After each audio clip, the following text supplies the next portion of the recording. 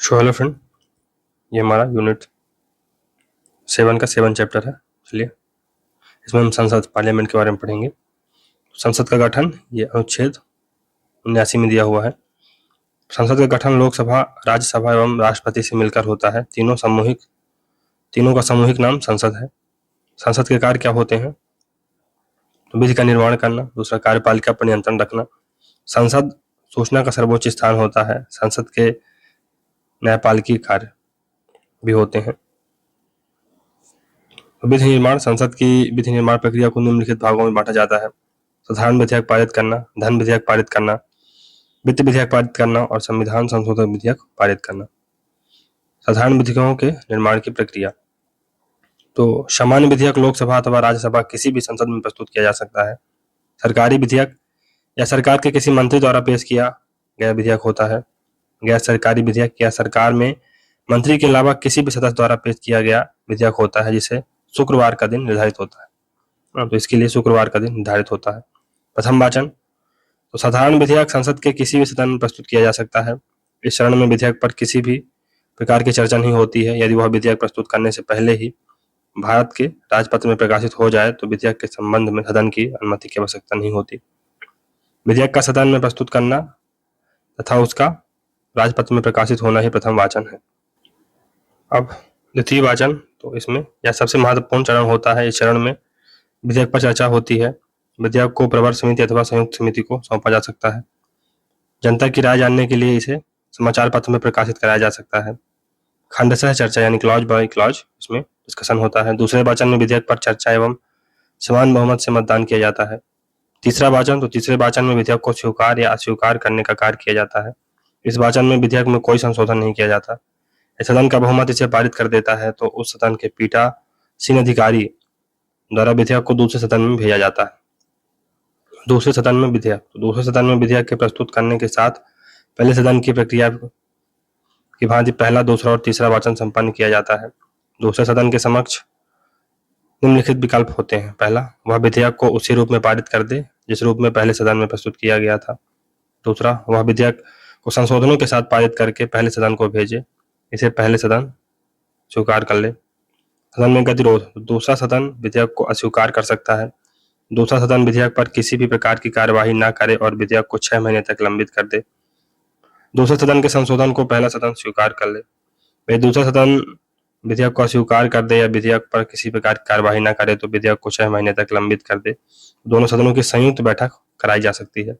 संयुक्त बैठक यानी ज्वाइंट सेशन, ये आर्टिकल 108 में दिया हुआ है। तो गतिरोध को दूर करने के लिए राष्ट्रपति दोनों सदनों की संयुक्त बैठक बुलाते हैं।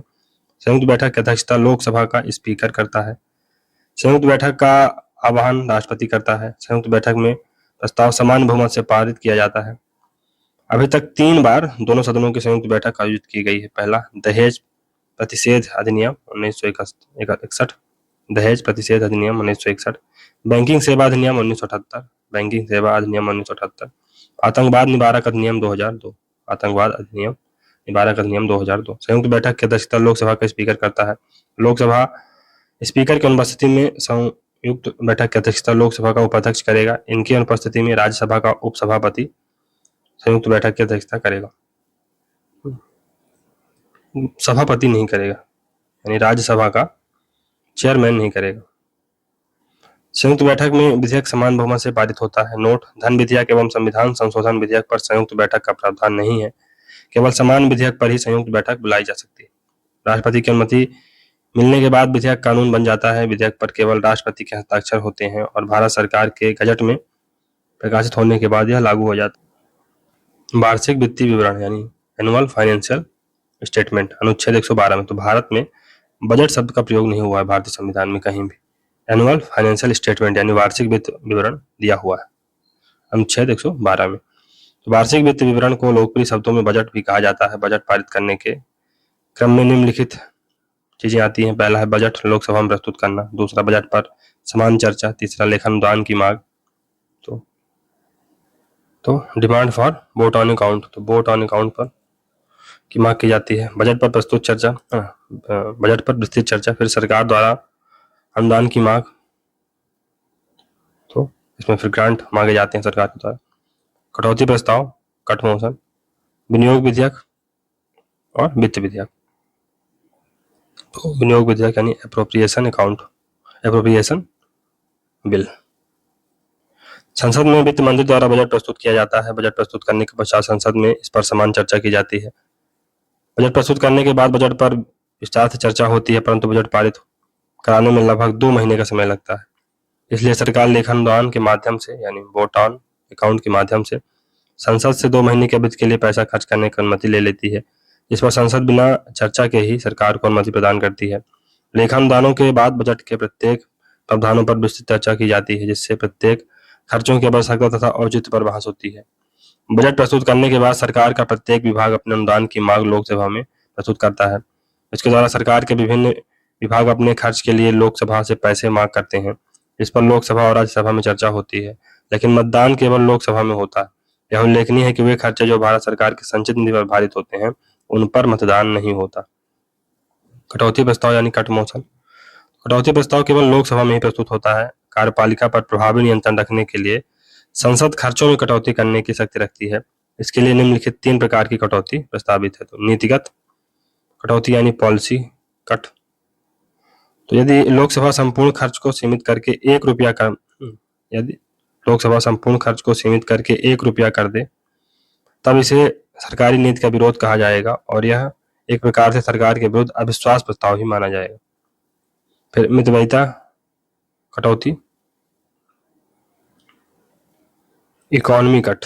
तो इसमें यदि सरकार के खर्चे में लोकसभा कुछ राशि की कटौती कर दे तो यह कटौती मितव्ययिता या इकोनॉमी कट कहलाता है। फिर सांकेतिक यानी टोकन कट। जब व्यय से सांकेतिक रूप में लोकसभा द्वारा 100 रुपए की कटौती कर दी जाए तो यह सांकेतिक कटौती कहलाती है। विनियोग विधेयक यानी एप्रोप्रिएशन बिल। तो अनुदान की मांग पारित होने के बाद सरकार विनियोग विधेयक प्रस्तुत करती है, जिसके द्वारा सरकार लोकसभा से भारत के संचित निधि से पैसा निकालने की अनुमति प्राप्त करती है। वित्त विधेयक यानी फाइनेंशियल बिल। तो बजट पास करने का यह आखिरी चरण है। इसके द्वारा सरकार विभिन्न प्रकार के करों के प्रस्ताव सरकार के समक्ष प्रस्तुत करती है। फिर अनुपूरक अनुदान यानी सप्लीमेंट्री। तो जब किसी वित्तीय वर्ष में 1 अप्रैल से 31 मार्च किसी सेवा में निर्धारित राशि से ज्यादा पैसा खर्च हो जाए, तब सरकार लोकसभा के समक्ष अनुपूरक मांग प्रस्तुत करती है। अतिरिक्त मांग यानी एडिशनल डिमांड। तो जब किसी वित्तीय वर्ष में किसी नई सेवा का निर्माण किया जाए जिसकी कल्पना बजट के निर्माण के समय नहीं की गई थी, ऐसे खर्च को अतिरिक्त मांग के रूप में लोकसभा के समक्ष प्रस्तुत किया जाता है। ज्यादा की मांग तो एक्सेस ग्रांट। जब किसी वित्तीय वर्ष में किसी सेवा में निर्धारित राशि से ज्यादा पैसा खर्च हो जाए और इसकी अनुमति लोकसभा से अगले वित्त वर्ष में ली जाती। प्रत्यानुदान यानी वोट ऑफ क्रेडिट। तो यदि किसी राष्ट्रीय आपात के कारण सरकार की वित्तीय मांग में अचानक वृद्धि हो जाए तथा उस खर्च का विवरण भी देना सरकार के लिए संभव न हो, तो इसे लोकसभा के समक्ष प्रत्यानुदान यानी वोट ऑफ क्रेडिट के रूप में प्रस्तुत किया जाता है। अपवादानुदान यानी एक्सेप्शनल ग्रांट। तो यदि किसी विशेष व निश्चित उद्देश्य के लिए सरकार अनुदान की मांग रखती है, तो जो कि सामान्य वर्ष में खर्च के अतिरिक्त होता है, उसे एक्सेप्शनल ग्रांट या अपवादानुदान कहते हैं। धन विधेयक, तो मनी बिल, ये 110 में आर्टिकल 110 में मेंशन है। धन विधेयक के अंतर्गत निम्नलिखित विषय सम्मिलित किए जाते हैं। पहला, किसी कर का लगाना, हटाना, परिवर्तन या नियंत्रण करना। दूसरा, सरकार द्वारा धन उधार लेना। तीसरा, भारत के संचित निधि या आकस्मिक निधि की अभिरक्षा। चौथा, ऐसे कोष में धन का डालना या निकालना। पांचवा, किसी भी व्यय को भारत के संचित निधि पर भारित करना। छठवां, भारत के संचित निधि या लोक लेखा से धन प्राप्त करना या उसकी रक्षा करना अथवा संघ या राज्य के लोक लेखे की संपरीक्षा करना। धन विधेयक पर राष्ट्रपति का अधिकार। धन विधेयक राष्ट्रपति की अनुमति के लिए प्रस्तुत किया जाता है, तब राष्ट्रपति उस पर अनुमति प्रदान कर सकता है अथवा वह विधेयक को अस्वीकार भी कर सकता है, लेकिन वह विधेयक को पुनर्विचार के लिए नहीं भेज सकता। धन विधेयक प्रस्तुत करने से पहले राष्ट्रपति की पूर्व अनुमति ली जा सकती है, इसलिए वह धन विधेयक पर अपनी अनुमति प्रदान करता है। नोट, कोई विधेयक धन विधेयक है अथवा नहीं, इसका निर्धारण लोकसभा का स्पीकर करता है तथा उसका अंतिम निर्णय होता है। धन विधेयक केवल लोकसभा में प्रस्तुत किया जा सकता है। लोकसभा में प्रस्तुत करने से पूर्व धन विधेयक पर राष्ट्रपति की अनुमति ली जाती है। लोकसभा में पारित होने के बाद धन विधेयक को राज्यसभा में भेजा जाता है। राज्यसभा धन विधेयक को अस्वीकार नहीं कर सकती है। राज्यसभा धन विधेयक में किसी भी प्रकार का संशोधन नहीं कर सकती है, परंतु इसको मानना है ना, जो राज्यसभा है धन विधेयक में किसी प्रकार का संशोधन कर सकती है ना, कर सो सकती है, लेकिन इसको मानना न मानना लोकसभा का विशेषाधिकार होता है। अतः लोकसभा इसे स्वीकार भी कर सकती है और अस्वीकार भी, परंतु राज्यसभा संशोधन की सिफारिश कर सकती है। लोकसभा के लिए आवश्यक नहीं है कि वह सिफारिशों को स्वीकार करे। सिफारिश तो की ही जा सकती है, कैसे ऐसा कर लीजिए आप। अब मानना न मानना लोकसभा के ऊपर।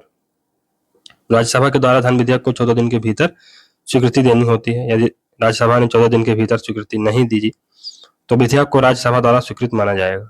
धन विधेयक के संबंध में सदनों की संयुक्त बैठक नहीं होती है, ज्वाइंट सेशन इसमें नहीं बुलाया जा सकता है। धन विधेयक के संबंध में राष्ट्रपति को मंजूरी देना आवश्यक होता है। धन विधेयक और उससे संबंधित विवाद। संविधान के अनुच्छेद 110 में धन विधेयक को परिभाषित किया गया है। इसके अनुसार कर लगाना, करों को परिवर्तित करना या हटाना, भारत की संचित निधि से किया गया विनियोग, संचित निधि और लोक लेखा निधि की अभिरक्षा इत्यादि धन विधेयक है। परंतु इसके साथ भी यह भी उल्लेखनीय है कि अनुच्छेद 110 में ही कि धन विधेयक को प्रमाणित करने की अंतिम शक्ति स्पीकर की होती है। धन विधेयकों के संबंध में राज्यसभा की भूमिका अपने आप में द्वितीयक है, यानी सेकेंडरी है, यानी नगण्य है। संविधान के अनुच्छेद 121 में यह उल्लेखित है कि संसद के किसी पदाधिकारी के द्वारा किए गए किसी कार्य का न्यायिक पुनरावलोकन नहीं हो सकता। संसद की प्रक्रिया के निर्धारण की अंतिम शक्ति भी स्पीकर के पास होती है, परंतु न्यायालय ने अपने पहले के निर्णयों में स्पष्ट कहा है कि स्पीकर की शक्ति निरपेक्ष नहीं, यानी एब्सोल्यूट नहीं है। इसलिए स्पीकर के द्वारा दल बदल के अंतर्गत अयोग्यता के निर्णय का न्यायिक पुनरावलोकन हो रहा है। न्यायपालिका ने यह भी कहा है कि स्पीकर को प्रक्रिया निर्धारित करने का अधिकार है, परंतु यह प्रक्रिया अवैध नहीं होनी चाहिए। आधार कार्ड से संबंधित विधेयक को धन विधेयक के रूप में प्रमाणित करना विवादास्पद है, क्योंकि भारत की संचित निधि से व्यय के अलावा अन्य प्रशासनिक मानकों का भी उल्लेख है, जिससे यह प्रतीत होता है कि यह धन विधेयक नहीं है बल्कि वित्तीय विधेयक है, और इसे धन विधेयक के रूप में अनुच्छेद 117 में इसलिए प्रमाणित किया गया कि राज्यसभा इसे रोक ना सके। अब वित्त विधेयक के संबंध में विधि निर्माण। तो वित्त विधेयक तथा धन विधेयक में अंतर होता है। वित्त विधेयक की 2 श्रेणियां होती हैं। पहली श्रेणी, प्रथम श्रेणी के वित्तीय विधेयकों में अनुच्छेद 110 के प्रावधानों के साथ अन्य विषयों का भी उल्लेख किया जाता है। वित्तीय विधेयक को पेश करने के लिए राष्ट्रपति की अनुमति आवश्यक होती है तथा इसे केवल लोकसभा में ही प्रस्तुत किया जा सकता है। लेकिन प्रथम श्रेणी के वित्तीय विधेयकों की स्थिति धन विधेयक से भिन्न है, क्योंकि राज्यसभा इसे संशोधित एवं अस्वीकार कर सकती है।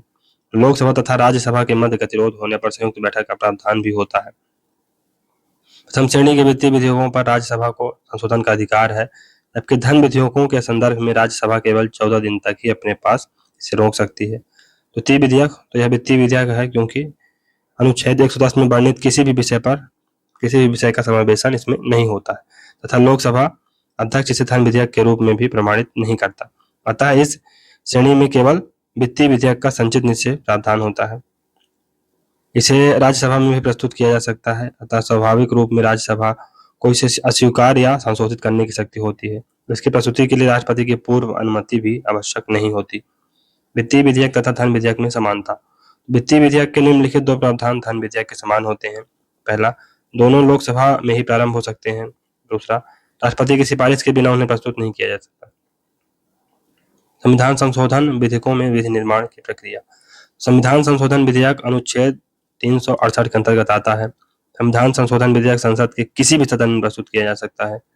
संविधान संशोधन विधेयक को पारित करने के लिए दोनों सदनों में विशेष बहुमत, कुल सदस्य संख्या का बहुमत तथा उपस्थित और मतदान करने वाले सदस्यों के 2/3 बहुमत की आवश्यकता होती है। कुछ विधेयकों में संसद के विशेष बहुमत के साथ कम से कम आधे राज्यों की सहमति भी आवश्यक होती है। संविधान संशोधक विधेयक को मंजूरी देना राष्ट्रपति के लिए अनिवार्य होता है, अतः राष्ट्रपति संविधान संशोधन विधेयक को न तो पुनर्विचार के लिए भेज सकते हैं और न ही अनुमति देने से मना कर सकते हैं, वीटो का प्रयोग नहीं कर सकते।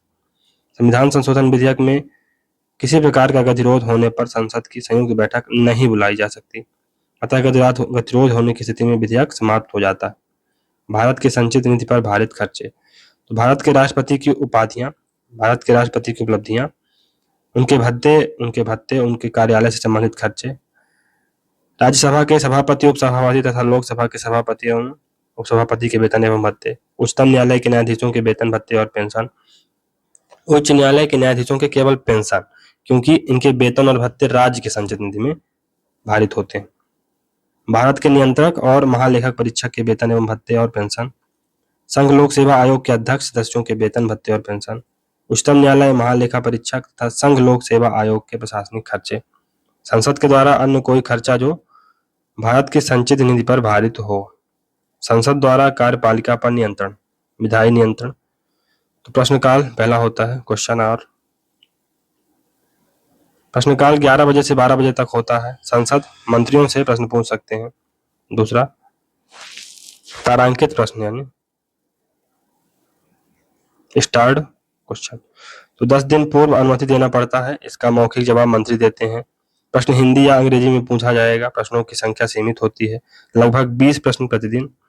पूरक प्रश्न सप्लीमेंट्री क्वेश्चन भी पूछ सकते हैं इसमें। अतारांकित प्रश्न यानी अनस्टार्ड क्वेश्चन, तो इनको 10 दिन पूर्व आवेदन करना पड़ता है, इसका लिखित जवाब दिया जाता है, प्रश्नों की संख्या सीमित होती है, लगभग 230 प्रश्न प्रतिदिन। पूरक प्रश्न सप्लीमेंट्री क्वेश्चन नहीं पूछा जा सकता। अल्पकालिक प्रश्न शॉर्ट नोटिस क्वेश्चन, तो इसका जवाब निर्धारित तिथि से पहले दे दिया जाए। जब 10 दिन की निर्धारित अवधि से कम अवधि में ही मंत्री प्रश्नों का जवाब दे, क्योंकि यह अति महत्वपूर्ण विषय है, इन प्रश्नों का जवाब केवल मौखिक रूप में दिया जाता है। शून्यकाल यानी 0 आवर, शून्यकाल 12 बजे से 1 बजे तक होता है। शून्यकाल का प्रचलन भी भारतीय संसद परंपरा की देन है। शून्यकाल प्रश्नकाल के बाद आरंभ होता है। इसके अंतर्गत कोई भी सदस्य सरकार की पूर्व अनुमति या उसके बिना भी प्रश्न पूछ सकता है। अत्यधिक महत्वपूर्ण विषयों पर सदन का ध्यान आकर्षित किया जाता है। 1990-1960 के दशक से ही परंपरा प्रारंभ हुई। ऐसे विषय जिन पर प्रश्नकाल में प्रश्न न पूछा जा सके और ऐसे मुद्दों को लोकसभा के नियम 377 के अंतर्गत उठाया जाता है। इसे राज्यसभा में विशेष उल्लेख यानी स्पेशल मेंशन के जरिए उठाया जाता है। धन्यवाद प्रस्ताव यानी थैंक यू मोशन। तो अनुच्छेद 87 के अंतर्गत यह प्रावधान है कि राष्ट्रपति लोकसभा के चुनाव के पहले सत्र और वर्ष के पहले सत्र में संसद को संयुक्त रूप से संबोधित करते हैं। इस प्रस्ताव पर सामान्यतः 3 से 4 दिन की चर्चा होती है। प्रस्ताव पर चर्चा के बाद मतदान भी होता है। विपक्ष द्वारा सरकार की नीतियों और प्रशासनिक विफलता की भी आलोचना की जाती है। यदि मतदान में सरकार पर पराजय हो जाए तो सरकार के विरुद्ध अविश्वास प्रस्ताव लाया जा सकता है। फिर है स्थगन प्रस्ताव यानी एडजर्नमेंट मोशन। तो एडजर्नमेंट मोशन ये 15वीं लोकसभा में पहली बार ऐसा हुआ जब धन्यवाद प्रस्ताव पर चर्चा के बाद विपक्ष स्थगन प्रस्ताव लाने की मांग करने लगे। स्थगन प्रस्ताव विशेष प्रक्रिया है, क्योंकि जब स्थगन प्रस्ताव लाया जाता है तो संसद की सामान्य कार्यवाही को स्थगित कर दिया जाता है। स्थगन प्रस्ताव लाने के आधार पहला कि कोई सार्वजनिक महत्व का अति आवश्यक विषय और इस विषय से पूरा देश प्रभावित हो, अखिल भारतीय महत्व की चीजें हो। स्थगन प्रस्ताव में लाया जाने वाला विषय सुनिश्चित होना चाहिए। किसी सांसद के निजी मुद्दे या निजी शिकायत को इसमें नहीं उठाया जा सकता। स्थगन प्रस्ताव का प्रभाव, तो स्थगन प्रस्ताव लाने के लिए लोकसभा के कम से कम 50 सदस्यों की सहमति आवश्यक है। स्थगन प्रस्ताव पर मतदान होता है। यदि सरकार के विरुद्ध यह प्रस्ताव पारित हो जाता है तब इसे सरकार की निंदा माना जाता है और इसके विपरीत है ना, इसके पारित होने के बाद सरकार के विरुद्ध अविश्वास प्रस्ताव लाया जा सकता है। ध्यानाकर्षण प्रस्ताव यानी कॉलिंग अटेंशन मोशन, तो यह संसदीय प्रक्रियाओं को भारतीय सदन की देन है। भारतीय संसद की देन है। भारतीय राज्यसभा में इसे मोशन ऑफ पेपर्स के नाम से जाना जाता है। किसी भी सार्वजनिक महत्व के मुद्दे और तत्कालीन अर्जेंट मुद्दे पर किसी मंत्री का ध्यान आकर्षित किया जाता है। इस प्रस्ताव पर सामान्यतः मंत्री के बयान पर चर्चा नहीं होती, परंतु अंत में संबंधित मंत्री अपना संक्षिप्त बयान देते हैं।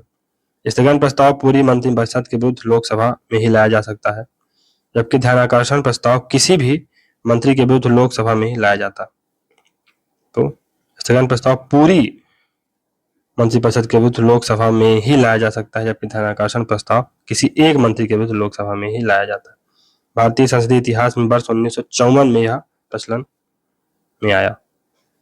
फिर विश्वास और अविश्वास प्रस्ताव, तो तकनीकी रूप में विश्वास प्रस्ताव और अविश्वास प्रस्ताव सदन में कोई मुद्दा उठाने का संसदीय माध्यम नहीं है, क्योंकि ये प्रस्ताव तब लाए जाते हैं जब सरकार बहुमत खो चुकी होती है और सरकार को सत्ता में रखने का कोई अधिकार नहीं होता। फिर विश्वास प्रस्ताव सामान्यतः सरकार द्वारा प्रस्तुत किया जाता है। विश्वनाथ प्रताप सिंह की सरकार द्वारा विश्वास प्रस्ताव की नई परंपरा को प्रारंभ किया गया, जबकि परंपरागत रूप में विपक्ष के द्वारा सरकार के विरुद्ध अविश्वास प्रस्ताव लाया जाता है। यह बिंदु ध्यान देने योग्य है कि एक सत्र में एक से अधिक बार अविश्वास प्रस्ताव नहीं लाया जा सकता। अविश्वास प्रस्ताव लाने के लिए किसी विशेष कारण को बताने की आवश्यकता नहीं होती, जैसा कि स्थगन और ध्यान आकर्षण प्रस्ताव में होता है। निंदा प्रस्ताव, तो यह केवल लोकसभा में लाया जाता है तथा सरकार के विरुद्ध पारित होने पर तत्काल सरकार को बहुमत सिद्ध करना पड़ता है। यह समूचे मंत्रिपरिषद के विरुद्ध अथवा एक मंत्री के विरुद्ध भी लाया जा सकता है। तो ये महत्वपूर्ण है। चलिए आगे बढ़ते हैं। विश्वास प्रस्ताव यानी कॉन्फिडेंस मोशन। विश्वास प्रस्ताव सरकार के द्वारा लाया जाता है। इसका संसदीय प्रावधानों में उल्लेख नहीं है। इसका गठबंधन सरकारों के युग में प्रयोग होने लगा। पहली बार 1979 में चरण सिंह सरकार को राष्ट्रपति ने विश्वास मत प्राप्त करने का निर्देश दिया, परंतु चरण सिंह ने विश्वास मत प्राप्त करने से पहले इस्तीफा दे दिया। इसके पश्चात नरसिंह राव सरकार को राष्ट्रपति ने विश्वास मत प्राप्त करने का निर्देश दिया। नरसिम्हा राव सरकार ने विश्वास मत प्राप्त कर लिया। बीपी सिंह और देवगौड़ा सरकार ने विश्वास मत पेश किया, लेकिन वे हार गए। अविश्वास प्रस्ताव, तो अविश्वास प्रस्ताव विपक्ष के द्वारा लाया जाता है। इसका उल्लेख लोकसभा के नियम 198 में पाया जाता है। यदि लोकसभा के 50 सदस्य खड़े होकर मांग करें तो अविश्वास प्रस्ताव को स्वीकार किया जा सकता है। इसका कारण बताने की जरूरत नहीं है। पहला अविश्वास प्रस्ताव नेहरू सरकार के विरुद्ध 1963 में लाया गया था। नोट, विश्वास और अविश्वास प्रस्ताव को संसद द्वारा सरकार पर नियंत्रण स्थापित करने का साधन नहीं माना जाता। अभी तक बीपी सिंह, देवगौड़ा, अटल बिहारी वाजपेयी के विरुद्ध अविश्वास प्रस्ताव पारित हुआ है। तो इनके खिलाफ पारित हो चुका है। आधे घंटे की चर्चा, रोल 55 में इसको दिया गया है, तो हाफ एन आवर डिस्कशन। इसका प्रावधान लोकसभा के नियम 55 में किया गया है। आधे घंटे की चर्चा में उन मुद्दों को उठाया जाता है जो सार्वजनिक महत्व के हों, जिन पर सांसदों ने तारांकित और अतारांकित प्रश्नों के जरिए पूछा हो, है ना, परंतु उस विषय पर और अधिक स्पष्टीकरण की आवश्यकता हो। आधे घंटे की चर्चा के लिए 3 दिन पूर्व नोटिस देना आवश्यक होता है। व्यवस्था का प्रश्न, पॉइंट ऑफ ऑर्डर, तो जब सदन की कार्यवाही सदन के समान नियमों के अनुसार संचालित न हो तब व्यवस्था के प्रधान का मुद्दा उठाया जाता है। सामान्यतः विपक्ष दल के द्वारा लाया जाता है तथा विघटन से लोकसभा के सामान्यतः विपक्षी दल के द्वारा लाया जाता है तथा इस पर बहस या चर्चा की अनुमति नहीं होती। उदाहरण के लिए कोरम का अभाव होना। संसद के न्यायपालिकी कार्य, तो जुडिशियल वर्क क्या होते हैं संसद के, उसको देखते हैं। राष्ट्रपति, उच्चतम न्यायालय व उच्च न्यायालय के न्यायाधीश, मुख्य निर्वाचन आयुक्त, नियंत्रक एवं महालेखा परीक्षक को हटाने में संसद की अर्धन्यायिक भूमिका होती है। संसद के सत्र राष्ट्रपति द्वारा बुलाए जाते हैं। संसद के सामान्यतः 3 सत्र होते हैं। पहला बजट सत्र सामान्यतः फरवरी से प्रारंभ होता है।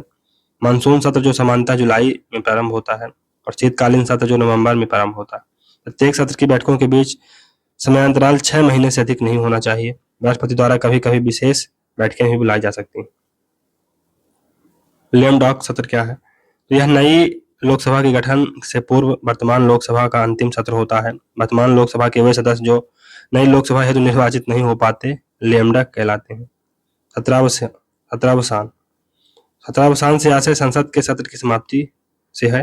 सत्रावसान राष्ट्रपति द्वारा किया जाता है। सत्रावसान के बाद संसद के पटल पर लंबित सभी संकल्प प्रस्ताव समाप्त हो जाते हैं, लेकिन विधेयक समाप्त नहीं होता। स्थगन का आशय है अस्थायी रूप से संसद के कामकाज को बंद कर देना।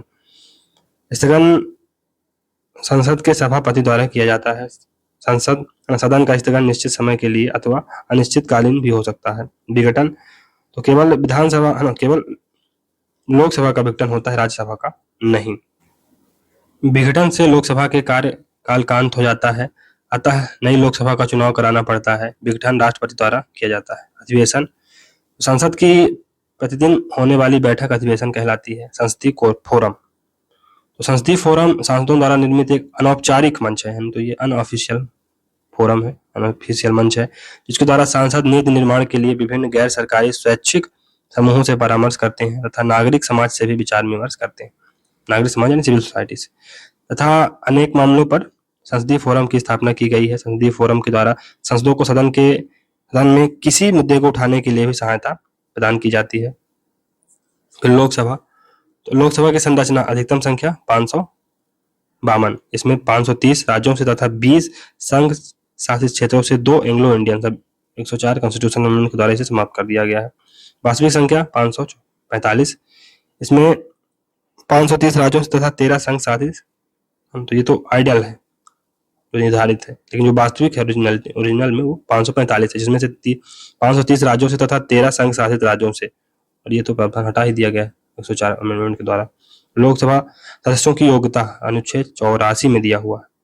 संसद में वर्णित है कि वह भारत का नागरिक हो, 25 वर्ष की आयु पूर्ण कर चुका हो, संसद द्वारा निर्धारित योग्यता को पूरा करता हो।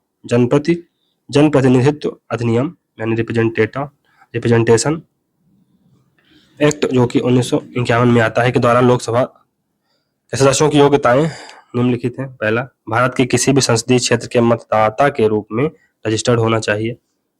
यदि कोई सदस्य अनुसूचित जाति या जनजाति की आरक्षित सीट से लड़ रहा हो तो वह उस राज्य की अनुसूचित जाति या जनजाति का सदस्य होना चाहिए, लेकिन वह समान। तो अब नेक्स्ट है संविधान के अनुसार सदस्यों की योग्यता।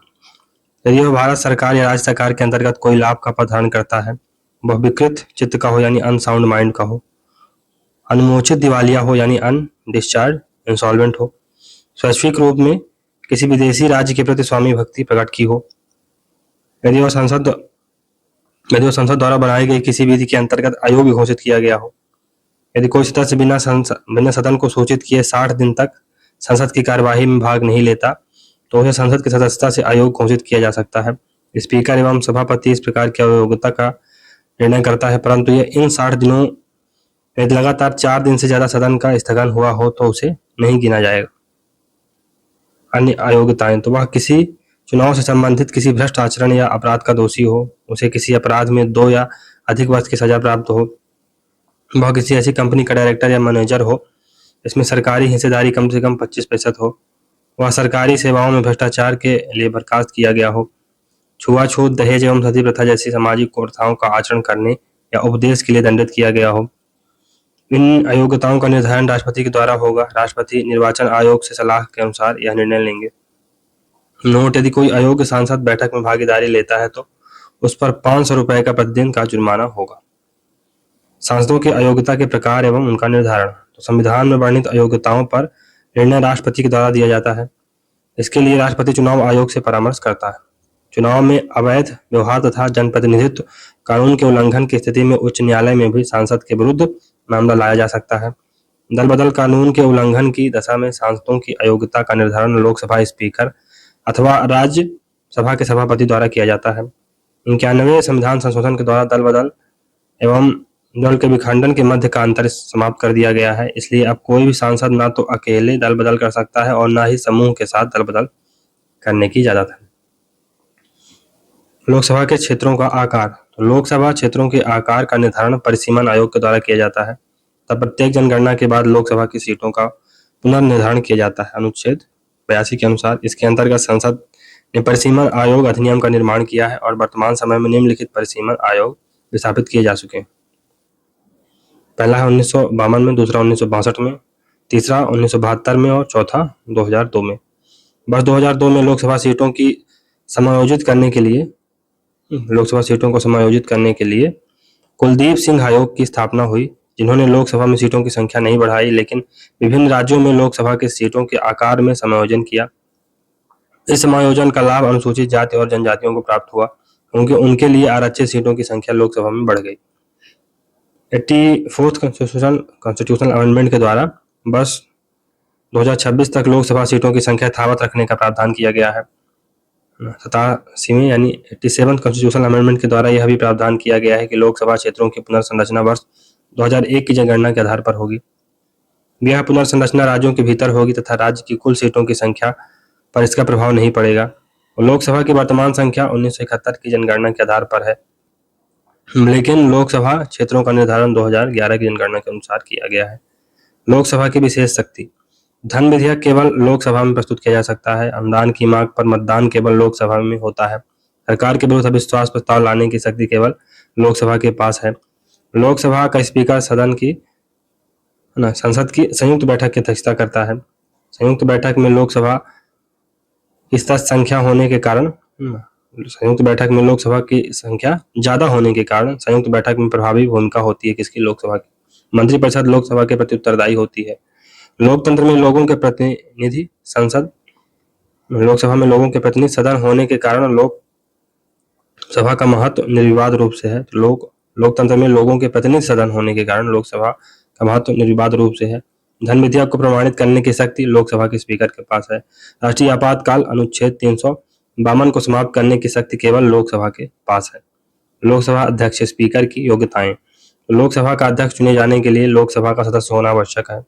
निर्वाचन तो चुनाव के बाद होने वाली पहली बैठक के पश्चात उपस्थित सदस्यों के बीच से ही लोकसभा के अध्यक्ष का चयन किया जाता है। राष्ट्रपति लोकसभा अध्यक्ष के चयन की तारीख तय करता है।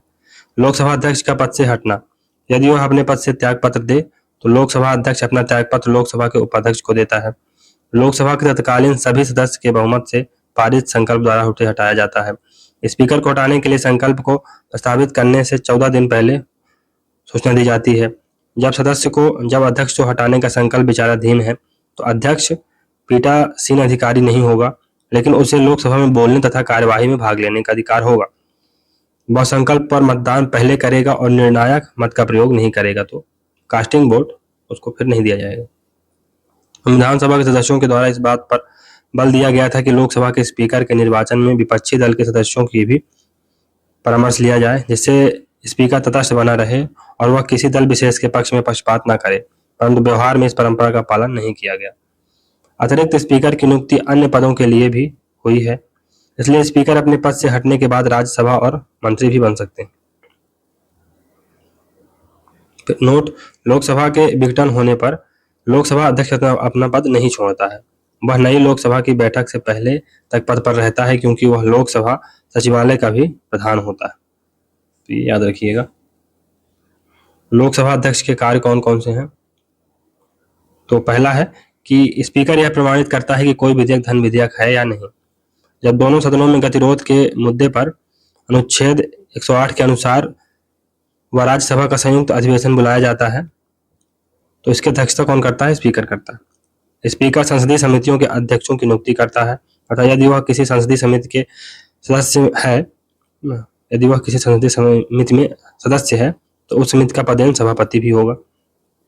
किसी लोकसभा सदस्य को उसकी सदस्यता से अयोग्य घोषित करना। नंबर 1, यदि वह सदस्य सदन को बिना सूचित किए लगातार 60 दिन तक अनुपस्थित रहता है तब उसकी सदस्यता से उसे हटाया जा सकता है। दूसरा, दल बदल के आधार पर वह किसी सदस्य के सदन से अयोग्यता का निर्धारण करता है।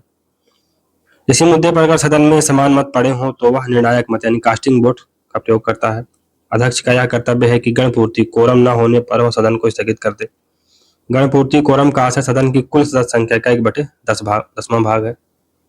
वेतन व भत्ते। तो लोकसभा अध्यक्ष के वेतन व भत्ते का निर्धारण संसद करती है। लोकसभा अध्यक्ष के वेतन एवं भत्ते भारत के संचित निधि से दिए जाते हैं। नोट: भारत में सबसे पहले 1919 के अधिनियम के तहत वर्ष 1923 में संपन्न चुनाव में सदन के अध्यक्ष की व्यवस्था की गई। भारत में पहले विधानसभा अध्यक्ष विट्ठल भाई पटेल थे। लोकसभा अध्यक्ष तो सबसे पहले कौन थे? गणेश वसुदेव मावलंकर यानी जीबी मावलंकर 52 से 56 तक। एम अनंत सैनम अयंगर ये 56 से 57 के बीच रहे। फिर अनंत सैनम अयंगर बने 57 से 62 के बीच में। सरदार हुकुम सिंह 62 से 67। नीलम संजीव रेड्डी 67 से 69। सरदार गुरुदयाल सिंह ढिल्लो 69 से 71। फिर सरदार गुरुदयाल सिंह ढिल्लो बनते हैं 71 से 75। बलीराम भगत 76 से 77। नीलम संजीव रेड्डी 77 से 77 यानी 1977 में बने। फिर से के.एस. हेगड़े ये 77 से 80 के बीच में रहे। डॉक्टर बलराम जाखड़ 80 से 85। डॉक्टर बलराम जाखड़ 85 से 89। रवि राय 89 से 91। शिवराज बी पाटिल 91 से 96। पी.ए. संगमा 96 से 98। जीएमसी बाल योगी 98 से 99। जीएमसी बाल योगी 99 से 2002 और उनकी पद पर रहते हुए ही मृत्यु हो गई थी। फिर मनोहर गजानन जोशी 2002 से 2004। सोमनाथ चटर्जी 2004 से 2009। मीरा कुमारी तो ये 2009 से 14। सुमित्रा महाजन उनको ताई भी कहते हैं तो ये 2014 से 19 के बीच में। और ओम बिरला 2019 से अभी तक बने हुए हैं अपने पद पर। लोकसभा के उपाध्यक्ष तो योग्यता क्या है? लोकसभा का उपाध्यक्ष चुने जाने के लिए लोकसभा का सदस्य होना आवश्यक है। फिर चयन कैसे होता है? तो चुनाव के बाद होने वाली पहली बैठक के पश्चात उपस्थित सदस्यों के बीच से ही लोकसभा के उपाध्यक्ष का चयन किया जाता है। जब उपाध्यक्ष का पद खाली होता है तो लोकसभा में दूसरे सदस्य को इस पद के लिए चयनित किया जाता है। लोकसभा अध्यक्ष लोकसभा उपाध्यक्ष के चुनाव की तारीख तय करता है। लोकसभा उपाध्यक्ष का पद से हटना, तो यदि वह अपने पद से त्यागपत्र दे तो लोकसभा उपाध्यक्ष अपना त्यागपत्र लोकसभा के अध्यक्ष को देता है यदि वह सदन का सदस्य नहीं रहता। लोकसभा के सभी सदस्यों के बहुमत से पारित संकल्प द्वारा उसे हटाया जाता है। उपाध्यक्ष को हटाने के संकल्प को प्रस्तावित करने से 14 दिन पहले पूर्व सूचना दी जाती है। जब उपाध्यक्ष को हटाने का संकल्प विचाराधीन होता है तो वह पीठासीन नहीं होगा, परंतु उसे सदन में उपस्थित रहने का अधिकार होता है। लोकसभा उपाध्यक्ष के कार्य, तो अध्यक्ष का पद खाली होने पर उपाध्यक्ष उसके कार्यों को देखता है। सदन की बैठक में अध्यक्ष के अनुपस्थित होने पर उपाध्यक्ष अध्यक्ष के तौर पर कार्य करता है। संसद के दोनों सदनों की संयुक्त बैठक में अध्यक्ष के अनुपस्थित रहने पर उपाध्यक्ष पीठासीन अधिकारी होता है। किसी संसदीय समिति का सदस्य बनाए जाने पर वह उसका अध्यक्ष होता है। जब सदन में अध्यक्ष पीठासीन होता है तो उपाध्यक्ष की भूमिका सदन के अन्य सदस्यों की तरह होती है तथा उसे सदन में बोलने, कार्यवाही में भाग लेने और किसी प्रश्न पर मत देने का अधिकार होता है। यह बिंदु ध्यान देने योग्य है कि उपाध्यक्ष अध्यक्ष के अधीन नहीं होता, वह प्रत्यक्ष रूप से संसद के प्रति उत्तरदायी होता है। वेतन एवं भत्ते, तो उपाध्यक्ष के वेतन एवं भत्ते का निर्धारण संसद करती है। उपाध्यक्ष के वेतन एवं भत्ते भारत की संचित नीति पर भारित होते हैं। प्रोटेम स्पीकर की नियुक्ति, जब नई लोकसभा के सदस्यों का चुनाव होता है तब राष्ट्रपति निर्वाचित सदस्यों में से वरिष्ठतम सदस्य को प्रोटेम स्पीकर के रूप में नियुक्त करता है। प्रथम प्रोटेम स्पीकर जीबी मावलंकर थे। कार्य, प्रोटेम स्पीकर के निम्नलिखित 2 कार्य होते हैं। पहला, लोकसभा के लिए नए निर्वाचित सदस्यों को शपथ दिलाना। फिर दूसरा है नए स्थायी स्पीकर के चयन तक लोकसभा अध्यक्ष के रूप में कार्य करना। लोकसभा के विघटन के पश्चात लंबित विधेयकों का भविष्य क्या होता है? तो लोकसभा के विघटन का आशय लोकसभा के अंत से होता है। विघटन के पश्चात नई लोकसभा चुनी जाती है। लोकसभा का विघटन राष्ट्रपति द्वारा किया जाता है। अनुच्छेद 85 के अनुसार यदि विधेयक राज्यसभा द्वारा पारित करके लोकसभा में लंबित है तो लोकसभा के विघटन के पश्चात उसे समाप्त मान लिया जाता है। यदि कोई विधेयक लोकसभा में लंबित है और लोकसभा विघटित हो जाए तो विधेयक समाप्त मान लिया जाएगा। यदि कोई विधेयक लोकसभा से पारित कर दिया गया हो तथा लोकसभा के विघटन के समय राज्यसभा में लंबित हो तो वह भी समाप्त मान लिया जाएगा। तो यदि कोई विधेयक लोकसभा से पारित कर दिया गया हो तथा लोकसभा के विघटन के समय राज्यसभा में लंबित हो तो वह समाप्त मान लिया जाएगा। लोकसभा के विघटन के पश्चात 2 प्रकार के विधेयकों पर कोई प्रभाव नहीं पड़ेगा। पहला, यदि कोई विधेयक राज्यसभा में ही प्रस्तुत हो तथा राज्यसभा में लंबित हो। दूसरा, यदि राष्ट्रपति ने सदन की संयुक्त बैठक को आहूत किया हो तो लोकसभा के विघटन के पश्चात भी संयुक्त बैठक होगी जिसमें विधेयक पर विचार किया जाएगा। तीसरा, ऐसे विधेयक जिसे दोनों सदनों ने पारित करके राष्ट्रपति के समक्ष भेज दिया हो लेकिन राष्ट्रपति ने उसे अनुमति नहीं प्रदान की है। राज्यसभा को उच्च सदन कहा जाता है। राज्यसभा भारत में संसदीय व्यवस्था का प्रतिनिधित्व करती है क्योंकि राज्यसभा में सभी राज्यों से प्रतिनिधि भेजे जाते हैं। राज्यसभा के लिए राज्यों को सीटों का बंटवारा उनकी जनसंख्या के आधार पर किया जाता है, इसलिए राज्य के प्रतिनिधियों की संख्या समान नहीं होती। उदाहरण के लिए उत्तर प्रदेश से राज्यसभा के लिए 31 सदस्य हैं जबकि नागालैंड, मिजोरम आदि राज्यों से राज्यसभा के लिए केवल 1 निर्वाचित सदस्य होता है। फिर राज्यसभा की संरचना, तो अधिकतम 250 जिसमें 238 राज्यों के प्रतिनिधि तथा 12 मनोनीत सदस्य जो साहित्य, कला, विज्ञान एवं समाज सेवा से जुड़े व्यक्ति होते हैं। वास्तविक संख्या 245, इसमें 229 सदस्यों के प्रतिनिधि, 4 संघ शासित क्षेत्र, 12 मनोनीत सदस्य। राज्यसभा में कोई आरक्षण नहीं होता। दिल्ली एवं पांडिचेरी ही 2 ऐसे संघ शासित क्षेत्र हैं जिनका प्रतिनिधित्व राज्यसभा में होता है। राज्यसभा के सदस्यों की 2 श्रेणियां होती हैं। पहला, एक जो सीधे राज्य विधान सभा द्वारा निर्वाचित होते हैं 238, और दूसरे वे जो मनोनीत किए जाते हैं 12। राष्ट्रपति साहित्य, कला, विज्ञान एवं समाज सेवा से जुड़े व्यक्तियों को राज्यसभा में मनोनीत करता है, इसमें दिल्ली एवं पांडिचेरी भी शामिल। राज्यसभा के सदस्यों की योग्यता, भारत का नागरिक हो, उसकी आयु 30 वर्ष से कम न हो।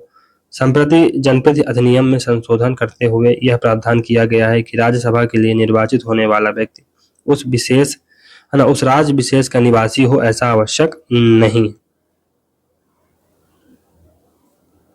तो धर्मेंद्र प्रधान जी आई थिंक उड़ीसा के हैं, लेकिन सांसद कहाँ से हैं? मध्य प्रदेश से, तो ये याद रखिए। तो मतलब जरूरी नहीं है कि वो उस राज्य के ही हों तभी है ना उसकी राज्यसभा से मतलब राज्यसभा के लिए चुने जाएंगे उस राज्य से। किसी अन्य राज्य के भी हो सकते हैं, फिर भी है ना उड़ीसा के हो, कोई व्यक्ति उड़ीसा का होकर भी मध्य प्रदेश से राज्यसभा के लिए चुना जा सकता है। राज्यसभा के सदस्यों का निर्वाचन, तो राज्यसभा के सदस्यों का निर्वाचन राज्य विधानसभा के निर्वाचित सदस्यों द्वारा एकल संक्रमणीय अनुपातिक पद्धति द्वारा होता है, यानी एकल संक्रमणीय अनुपातिक प्रतिनिधित्व प्रणाली, यानी सिंगल ट्रांसफरेबल वोट भाई मतलब proportional representation by means of single transferable vote. Rajya Sabha के सदस्यों के चुनाव में खुला मतदान यानी ओपन बैलेट होता है। राज्यसभा एक स्थायी सदन है जिसका कभी विघटन नहीं होता। इसके सदस्यों का कार्यकाल 6 वर्ष का होता है। इसमें प्रति दूसरे वर्ष 1/3 सदस्य अवकाश प्राप्त करते हैं। राज्यसभा का सभापति, राज्यसभा का पीठासीन अधिकारी सभापति कहलाता है। उपराष्ट्रपति राज्यसभा का पदेन सभापति होता है। जब उपराष्ट्रपति राष्ट्रपति के रूप में कार्य करता है तो उस समय वह राज्यसभा का सभापति नहीं होता। राज्यसभा के सभापति को तभी पद से हटाया जा सकता है जब उसे उपराष्ट्रपति के पद से हटाया जाए। जब उपराष्ट्रपति को पद से हटाने का विचार चल रहा हो तो वह राज्यसभा के सभापति के रूप में कार्य नहीं करेगा, परंतु वह सदन में उपस्थित रह सकता है, सदन के कार्यवाही में भाग ले सकता है तथा बोल सकता है। यह बिंदु ध्यान देने योग्य है कि वह मत नहीं दे सकता, जबकि लोकसभा अध्यक्ष को हटाने का विचार चलने पर मत दे सकता है।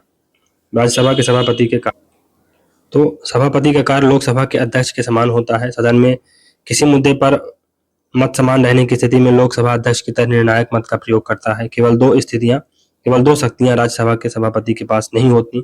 नंबर 1 धन विधेयक के बारे में निर्णय लेना, दूसरा संसद की संयुक्त बैठक की अध्यक्षता करना।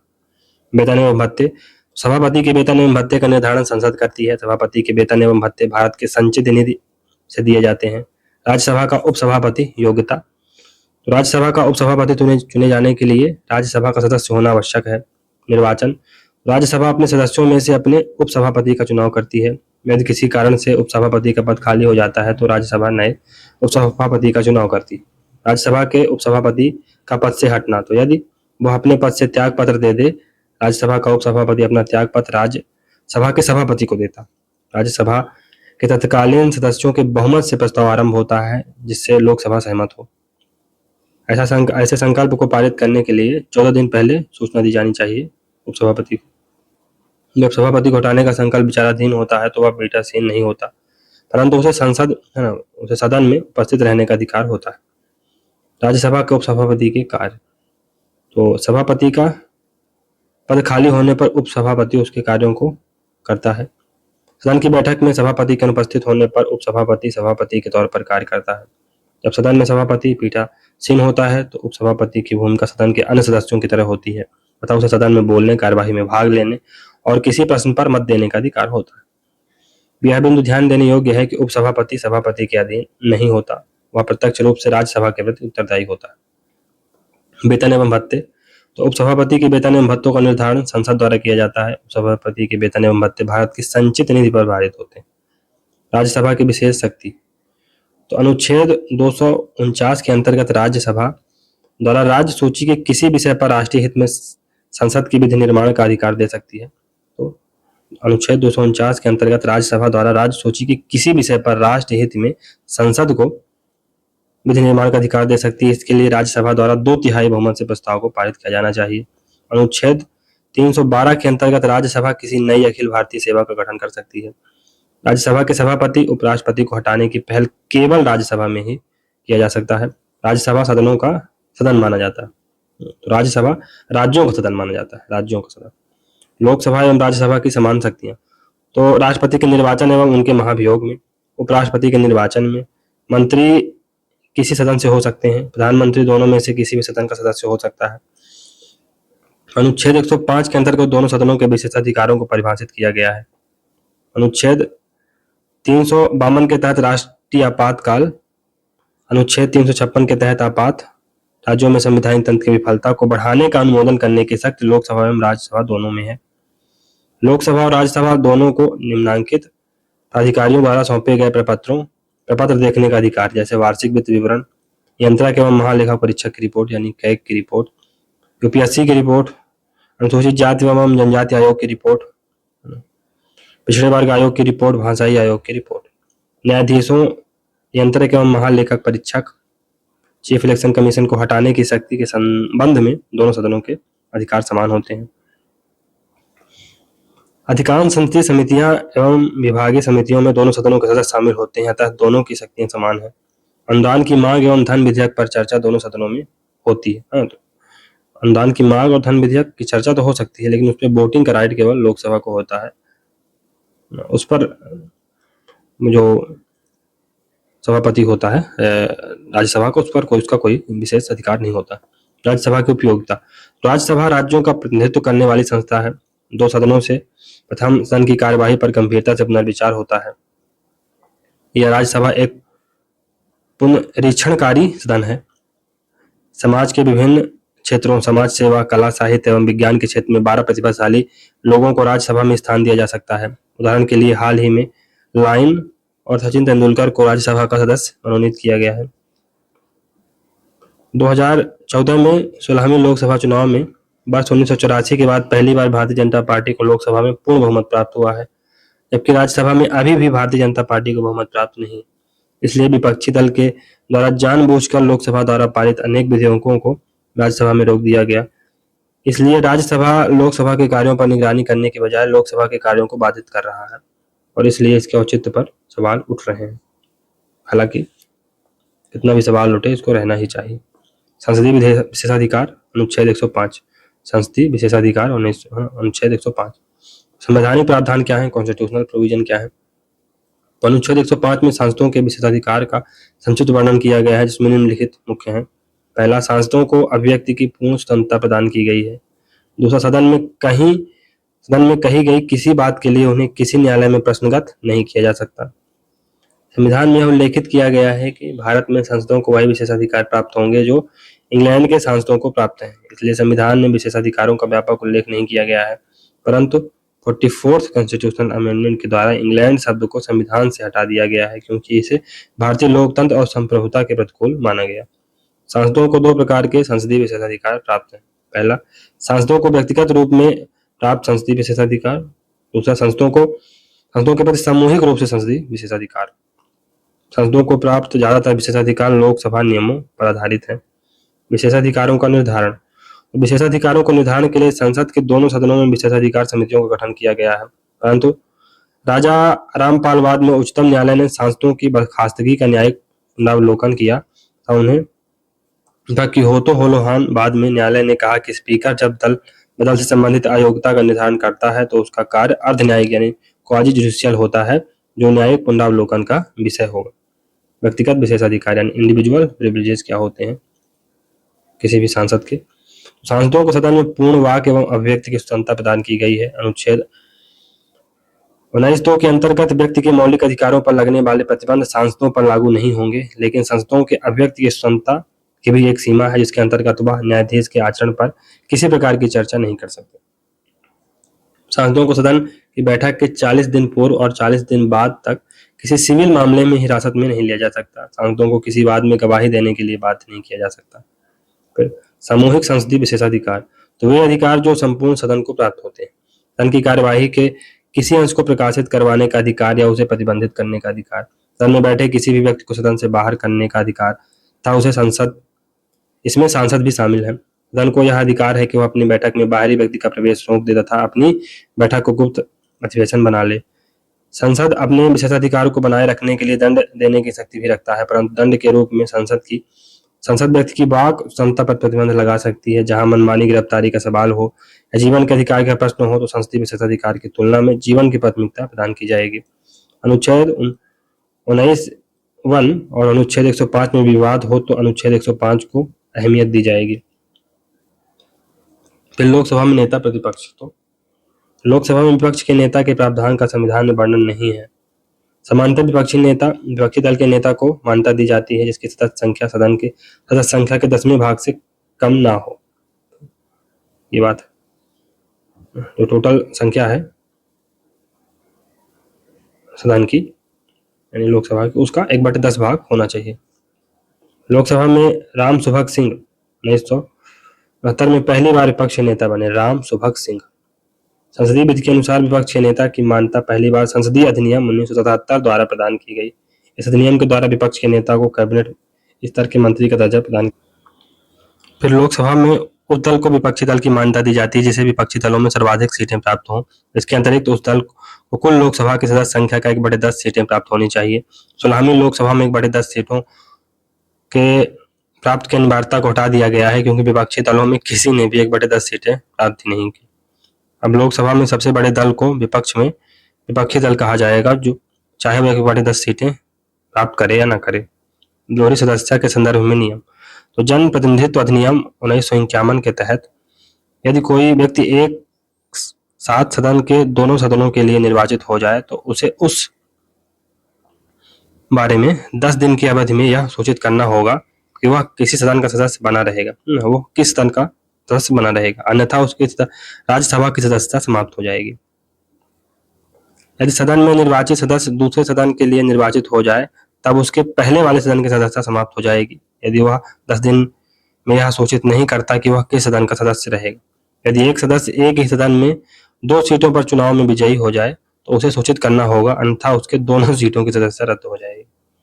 संसदीय समितियां। तो संसदीय समितियों का निर्माण लोकसभा के नियमों द्वारा किया गया है। संविधान में इसका उल्लेख नहीं है, केवल इनका परिपेक्ष मात्र लिया जाता है। संसदीय समितियों का आशय है कि वे समिति सदन द्वारा या सभापति द्वारा मनोनीत एवं नियुक्त किए जाएं। संसदीय समितियां स्पीकर के निर्देशानुसार कार्य करती हैं। यह समितियां प्रतिवेदन या रिपोर्ट अध्यक्ष या स्पीकर को प्रस्तुत करती हैं। यह समितियां लोकसभा सचिवालय या राज्यसभा सचिवालय द्वारा उपलब्ध की गई सेवाओं का प्रयोग करते हैं। संसदीय समितियों की भूमिकाएं। तो आधुनिक प्रशासन की जटिलता एवं प्रशासन के बढ़ते कार्यों के फलस्वरूप समितियों के द्वारा कार्यपालिका पर नियंत्रण स्थापित किया गया है। संसदीय समितियां एक छोटे सदन के रूप में कार्य करती हैं क्योंकि उसमें लगभग सभी दलों के सदस्य होते हैं, अतः यह समितियां दलीय आधार पर विभाजित नहीं होती हैं। संसदीय समितियों द्वारा सदन को विशेषज्ञता भी प्राप्त होती है क्योंकि इन समितियों से संबंधित विषय के विशेषज्ञ को लिया जाता है। तो इन समितियों में संबंधित विषय के विशेषज्ञों को लिया जाता है। यह कार्यपालिका पर प्रभावी नियंत्रण स्थापित करती है क्योंकि इसका कार्यकाल पूरे वर्ष चलता है तथा इन समितियों में दोनों सदनों के सदस्य समानतः लिए जाते हैं, इसलिए समितियों के माध्यम से राज्यसभा की भूमिका महत्वपूर्ण हो जाती है।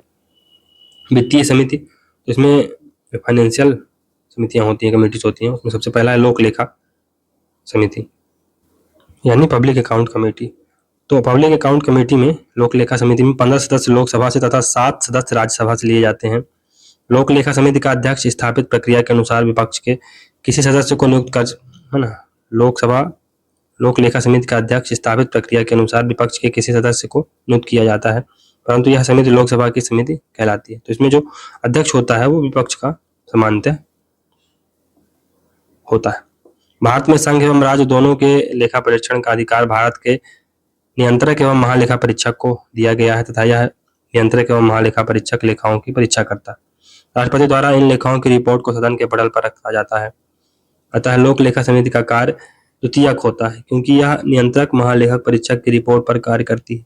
समिति का मूल कार्य यह देखना होता है, पहला कि क्या पैसा उसी मद में खर्च हुआ है जिसके लिए दिया गया था। दूसरा, क्या इस खर्च के लिए संसद से अनुमति प्राप्त की गई थी। तीसरा, क्या संसद की अनुमति से ज्यादा अतिरिक्त खर्च तो नहीं हुआ, यदि हुआ है तो इसके लिए कौन सी परिस्थितियां उत्तरदायी रही हैं। अतः लोक लेखा समिति अपने कार्य संपादन के लिए नियंत्रक एवं महालेखा परीक्षक की सहायता लेती है। लोक लेखा समिति वित्तीय क्षेत्र में सबसे पुरानी समिति मानी जाती है। इस समिति का अध्यक्ष सामान्यतः विपक्षी दल का नेता होता है। लोक लेखा सहित अन्य समितियां भी सरकार की नीति विषयक मुद्दों की आलोचना नहीं करती हैं, ये याद रखिए। चलिए आगे बढ़ते हैं। प्राक्कलन या आकलन समिति यानी एस्टीमेट कमेटी। तो आकलन समिति केवल लोकसभा के 30 सदस्यों से निर्मित होती है।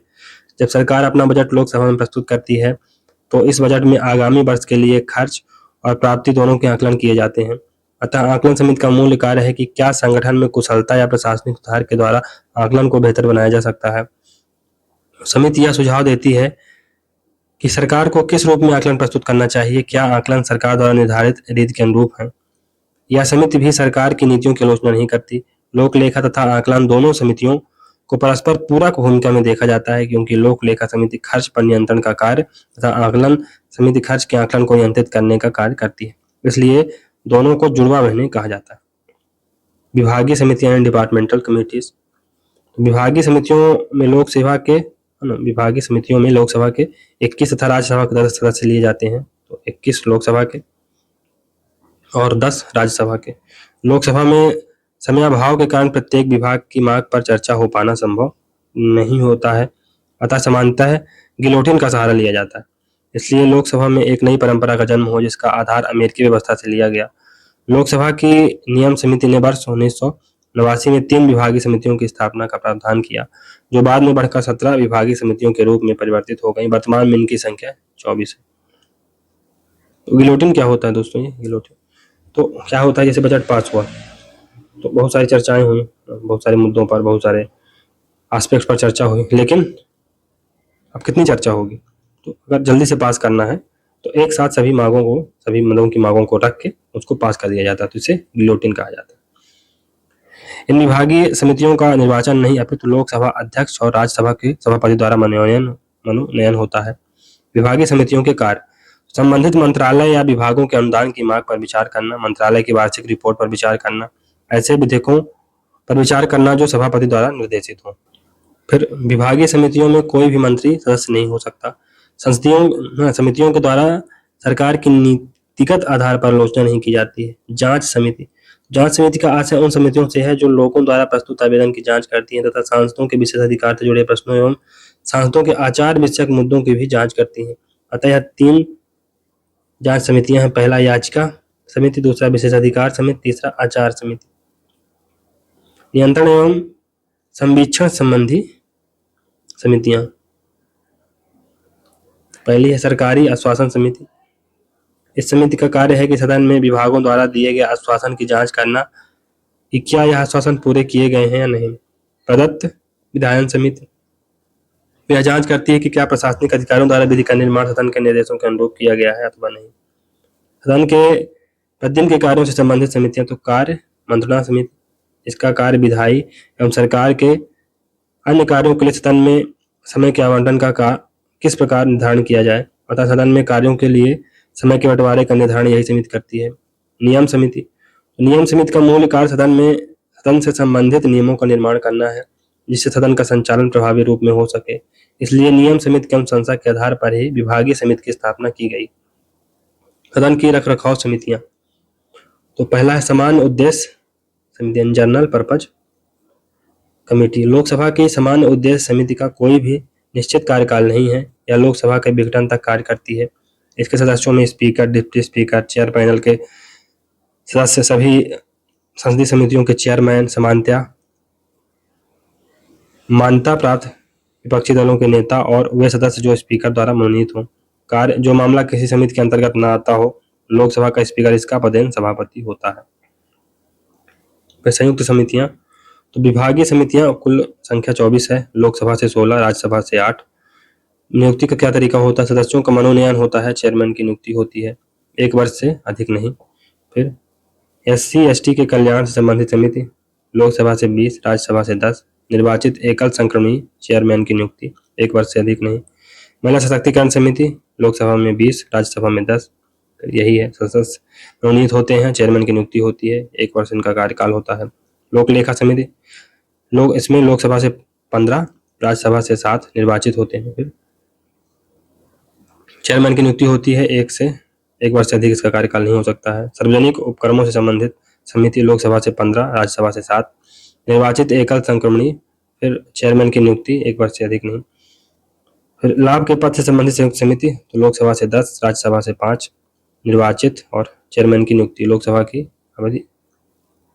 अवधि तक, जब तक लोकसभा रहेगी तब तक यह कार्य करेगी। सांसदों के वेतन एवं भत्ते से संबंधित समिति, लोकसभा से 10, राज्यसभा से 5। मनोनीत और चेयरमैन निर्वाचित होता है, 1 वर्ष इसका कार्यकाल होता है। फिर प्राक्कलन समिति, यह सबसे छोटी समिति है। प्राक्कलन समिति,